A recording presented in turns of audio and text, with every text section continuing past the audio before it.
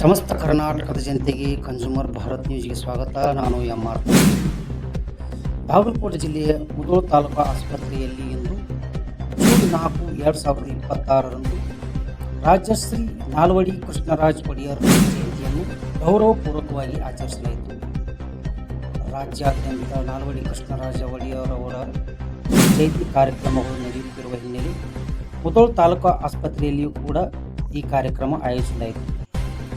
ತಾಲೂಕಾ ಮುಖ್ಯ ವೈದ್ಯಾಧಿಕಾರಿಗಳಾದ ಪಿ.ವಿ. ಪಾಟೀಲ್ ಅವರ ನೇತೃತ್ವದಲ್ಲಿ ಬೆಳಗ್ಗೆ 10 ಗಂಟೆಗೆ ನಡೆದ ಕಾರ್ಯಕ್ರಮದಲ್ಲಿ ನಾಲ್ವಡಿ ಕೃಷ್ಣರಾಜ ಒಡೆಯರ್ ಅವರ ಭಾವಚಿತ್ರಕ್ಕೆ ಪುಷ್ಪಾರ್ಚನೆ ಸಲ್ಲಿಸಿ ಗೌರವ ನಮನ ಸಲ್ಲಿಸಲಾಯಿತು. ಈ ಸಂದರ್ಭದಲ್ಲಿ ಆಸ್ಪತ್ರೆಯ ವೈದ್ಯರು, ಸಿಬ್ಬಂದಿ ವರ್ಗದವರು ಉಪಸ್ಥಿತರಿದ್ದರು. ಸುದ್ದಿಗಳಿಗಾಗಿ ನೋಡ್ತಾ ಇರಿ ಕನ್ಸ್ಯೂಮರ್ ಭಾರತ್ ನ್ಯೂಸ್. ನಮಸ್ಕಾರ.